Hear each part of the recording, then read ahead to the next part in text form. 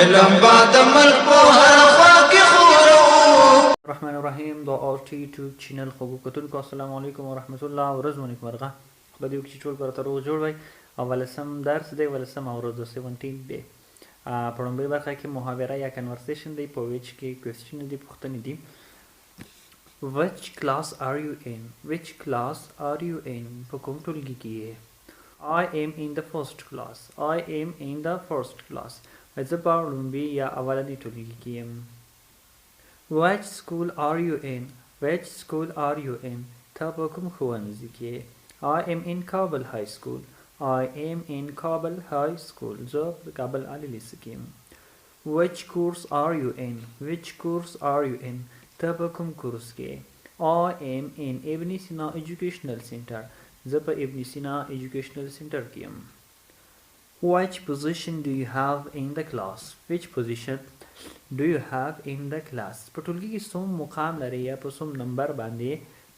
I have the first position. I have the first position. زه لومبنی مقام باندې یم یا اول نمره یم. Which season is the most beautiful season of the year? Which season کوم موسم یا فصل is the most beautiful ډیر ښایسته دی of the year د کال د کال تر ټولو ښایسته سیزن یا موسم یا فصل کوم یو دی؟ نو ورته وایي چې spring is the most beautiful season of the year. Spring is the most beautiful season of the year. spring یا پسرلی دا ډیر زیات ښایسته موسم دی د چا؟ د کال. نو دا د ویچ برخه کې لنډ کنورسیشن. راځو د لغتونو برخې ته. بیسک ورډ سیکشن د اساسي لغتونو برخه یا سیکشن. چیټ چیټ معنی دوکه کول یا تیریستل. کیمیکل کیمیکل کیمیکل معنی کیمیاوي. چیکن چیکن چرګوړی یا د چرګې غوښه. چوز چوز چوز انتخابول. سرکل سرکل معنی دایره.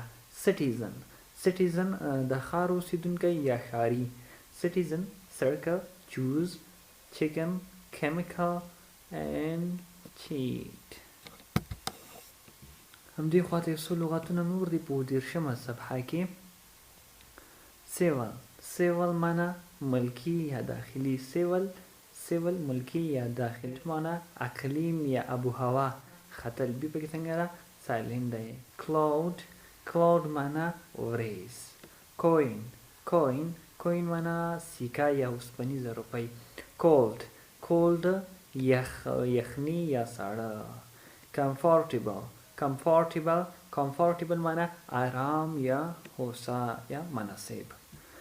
او بل دی کمرشل کمرشل کمرشل کمرشل معنی تجارتي. او آخرنی لغت دی کمیونټي کمیونټي کمیونټي معنی ټولنه. سیوا دا د نن ورځې 15 دانې لغتونه. راځو ګرامر سیکشن یا د ګرامر برخې ته. فورس سپیچ تعریفات مونږ وکړو تېرو درسونو کې. نن سبجیکټ او ابجیکټ پیژنو چې سبجیکټ څه شي ته وایي، اوبجیکټ څه شي ته وایي. سبجیکټ معنی فاعل، ابجیکټ معنی مفعول. سبجیکټ معنی چې کار یې ترسره کړی وي، ابجیکټ معنی چې کار پې ترسره شوی وي. انګلیسي تعریفاتو ته راځو. Subject is the doer of an action. Subject is the doer of an action. د یو عمل کارکوونکي ته فاعل وایي. For example, he fixed the car. He fixed the car. هغه موټر ترمیم کوي یا جوړوي. نو موټر جوړوي، څوک جوړوي؟ هی هغه. هغه نو پکې څه شی شو؟ سبجیکټ شو. ولې موږ یې تعریف کې ویلو چې د doer of an action is called subject. د عمل ترسره کوونکي ته سبجیکټ وایي. د موټر جوړونه چا په واسطه ترسره کیږي؟ هی د هغه په واسطه ترسره کیږي. نو هی پکې څه شی دی؟ سبجیکټ دی یا فاعل دی. Subject is a person or things that we talk about it. سبجیکټ یا فاعل یو شخص یا یو شی دی چې موږ د هغه په اړه خبرې کوو. جمله کې چې د چا په اړه خبرې کوو هغه به څه شی وي؟ سبجیکټ به وي. He is a boy. He is a boy. هغه یو هلک دی. دلته وګورئ کوم اکشن نه دی ترسره کړی. تا ته څوک وایي چې سبجیکټ تعریف کوي، ته ورته دا تعریف کوي، بیا درته مثال درکړي چې دلته خو اکشن نه دی ترسره شوی. نو دویم تعریف به تا ته څنګه وي؟ زده به وي چې talking about it. موږ د هغه باره کې خبرې کوو. هی از ا بوای هغه هلک دی. دلته هی پکې څه شی شو سبجیکټ. ولې ځکه چې موږ ورته دغه تعریف دلته لرو. Subject is the word which is used in the beginning of the sentences. Subject یا فاعل هغه کلمه ده کوم چې د جملو په پیل کې استعمالیږي. This is a compatible tier. همدغه شانته object دی. Object. The receiver of an action is called object. The receiver of an action is called object. د یو عمل اخیستونکي ته مفعول وایي، یعنې په چا باندې چې کار ترسره شوی وي. دلته دې جمله کې موږ ووې هی پیکس د کار هغه موټر جوړ کړ. هی پکې سبجیکټ شو ولې چې عمل یې ترسره کړ، کار یې ترسره کړ. کار په چا باندې ترسره شو؟ په کار موټر باندې ترسره شو. نو موټر پکې څه شی شو؟ object شو. لکه I called him. I called him ما هغه ته زنګ ووهه. هغه پکې څه شی شو؟ object شو. یا ما هغه ته غږ وکړه. نو د عمل چا واخیسته؟ اخیستونکی څوک دی؟ هم هغه دی.